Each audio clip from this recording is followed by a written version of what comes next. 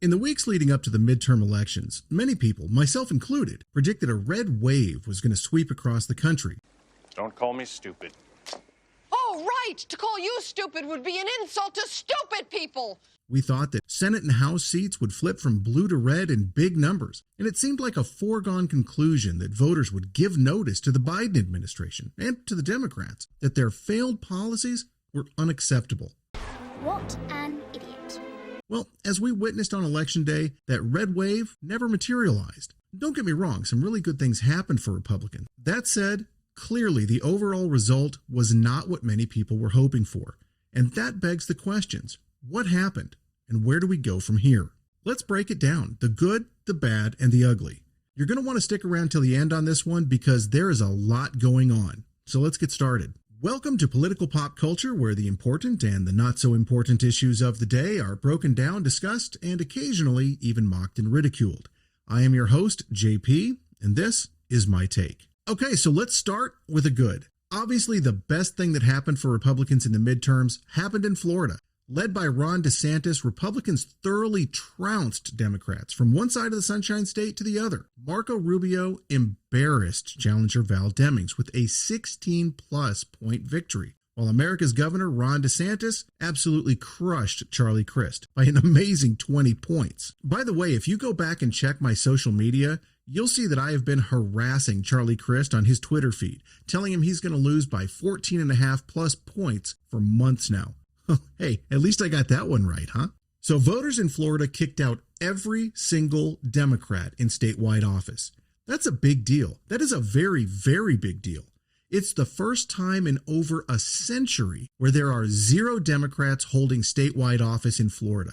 And Ron DeSantis is absolutely responsible for that victory. Ron DeSantis has a 64% approval rating. 64%. Is there another politician in the country that has a 64% approval rating? If you know of one, let me know in the comments below, because I tell you what, I don't know of any politician who has numbers that good. The people of Florida have spoken, and what they have said is that they thoroughly approve of the job that Ron DeSantis has done over the last 4 years. And every single Republican across the country should be paying attention. If you want to win in 2024, if you want to pick up seats in the House, and if you want to have a chance in the Senate, in 2024, there are more Democrat seats in play. So if you want to have a chance in 2024, Florida is the model. Florida is the blueprint that is going to show you how to win. Now, we also saw some good pickups for Republicans in the House, including a huge win in New York's 17th district by Republican Mike Lawler. Lawler unseated Patrick Maloney, and Maloney was not only defending his seat, but he is also the sitting House Campaign Committee chair. So again, that's a really, really big pickup, and it's a great victory for Republicans. Republican Senator Ron Johnson of Wisconsin managed to fend off challenger Mandela Barnes, but barely. Johnson won by 1% against Barnes, who's about as far left as any candidate in this entire election cycle. I honestly am not sure what's wrong with the people of Wisconsin, because Johnson should have won that race by 10 plus points. But hey, a win is a win, right? So there was some good, right? There were some definite bright spots in the results. But now, how about some of the bad? Well, let's start with Georgia. Georgia is heading into yet another runoff election, with neither Warnock or Walker being able to get the job done on Election Day. I admit it, I called this race wrong. I really believed that Brian Kemp's popularity, and by the way, he beat challenger Stacey Abrams by about 8 points. I really thought that his popularity would help to carry Walker over the finish line. Obviously, that didn't happen. Now, this race has been ugly, and it's going to get uglier. Both sides are going to be hyper-focused on this runoff, and tens of millions of dollars at least are going to be spent over the next few weeks. It's going to be interesting to watch, I guess. Continuing along the bad lines, J.D. Vance won in Ohio. Now, that isn't a bad thing, of course, but it is a bad thing that Mitch McConnell dumped over $30 million into that race over the last few weeks. That money could have been spent better somewhere else had Republicans chosen a stronger candidate to run in Ohio. Actually, that was a trend throughout the entire evening. We saw a lot of lackluster candidates on the Republican side. Races that should have been easily won ended up going the wrong way because of poor Republican candidates. Obviously, the race in Pennsylvania is on that list, as is the race in New Hampshire. By the way, I called both of those wrong, too.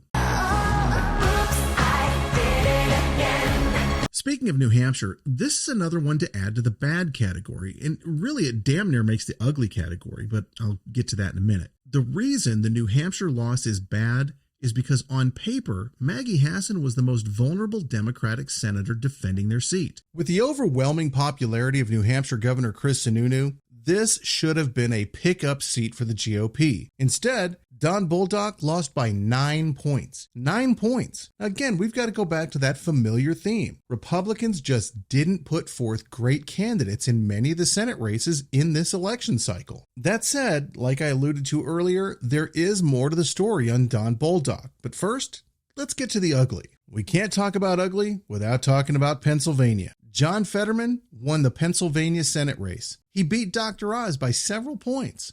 This is a flip. This was a Republican Senate seat held by retiring Senator Pat Toomey, and the Democrats flipped this seat to blue. How in the world could John Fetterman win a seat in the U.S. Senate? It just doesn't seem possible. Set his poor health aside and just look at the man's politics. How in the name of all that is holy did the people of Pennsylvania vote for a man who has publicly said on numerous occasions that he wants to release 1/3 of the prison population? Oh, and that releasing that 1/3 of the prison population won't make anyone less safe. It's a ridiculous statement. He's also said that second-degree murderers should be released from prison and that they don't pose a threat to the public either. Again, ridiculous. And on top of his ridiculous stance on crime, and I've said it before, this guy is so soft on crime that he may as well be considered an accomplice after the fact. But on top of his ridiculous stance on crime, he's also publicly stated for years ad nauseum that he's against fracking. Pennsylvania is an energy-producing state. How in the hell can somebody who is against energy production win an election in an energy-producing state? I don't get it. But it goes right back to what I was talking about a minute ago. Fetterman might have been a bad candidate, but Dr. Oz was a terrible candidate. And if he was the best that Republicans had to offer for the state of Pennsylvania, the Republican Party is in a hell of a lot of trouble. Since we're talking about ugly, I do want to get back to the race in New Hampshire for a second. Yeah, I know that was in bad, but there's an aspect of it here that I need to talk about in the ugly category. That aspect is Democratic interference in Republican primaries. In this election cycle alone, Democrats have spent tens of millions of dollars promoting far-right candidates in their primary elections. The idea behind this is that if they get far-right candidates nominated, those candidates are going to be easier to defeat in general elections. In most cases, Democrats have been proven right. Don Bolduc is one example, but there are dozens more. Bolduc defeated Chuck Morse in the primary election. Morse was endorsed by Governor Chris Sununu. How did Bolduc beat Chuck Morse? Well, in large part because Democrats dumped $3.2 million into attack ads against Morse. Again, the Democrats' goal was to defeat Morse in the primaries because they thought Bolduc would be easier to defeat in the general election. And they were right. Now look, there isn't anything illegal about spending money to push an opponent's campaign. It is underhanded, though, at the very least. The way I see it, it's akin to Democrats changing their party affiliation so that they can vote in Republican primaries. You know what? As long as you follow the rules, it might not be illegal, but that doesn't mean that it's not wrong. A couple other things I want to throw into the ugly category are the governor's races in both Michigan and New York. On a personal note, I've got to tell you, I think it is disgusting that Gretchen Whitmer won re-election in Michigan. This is another one of those races that I just cannot get my brain around. Whitmer has been terrible for the people of Michigan. I'm not going to go into all of it here. This video is already too long, but she has been absolutely awful for Michigan. And I cannot believe that she was not only reelected, but that she beat Tudor Dixon by nearly 12 points. It's disgusting. In New York, Kathy Hochul defeated Lee Zeldin, but she only beat him by about 5.5 points. So on one hand, you could say that this actually belongs in the good category. For any Republican to come that close to victory in New York is a pretty big deal. But that said, Kathy Hochul took over from that absolute disgrace Andrew Cuomo. And like Whitmer in Michigan, she has been absolutely terrible. As governor, she wants to force masks onto children. She wants everybody to be forced to get the jab. And like Fetterman in Pennsylvania, she's so soft on crime that she may as well be considered an accomplice after the fact. She's in support of $0 bail, allowing criminals to run through a revolving door instead of spending time behind bars. And her policies have made the people of New York less safe. Crime is spiking throughout the state, especially in New York City. So on one hand, while it's good that Lee Zeldin came close, it's just a damn shame that he couldn't knock off this far-left lunatic to become governor of New York. I tell you, I hope that Zeldin will continue to stay out in front of the public, and I hope that he decides to run for Senate down the road.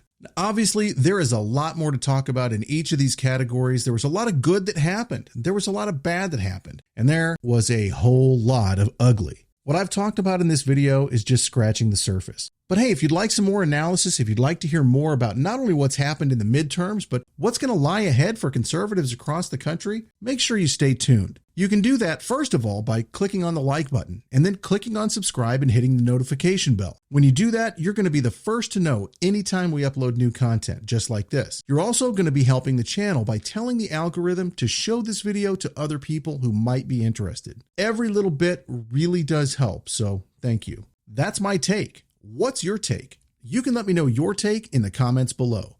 You can also let me know your take by joining the cult at Pol Pot Cult on all major social media outlets. Thank you for listening.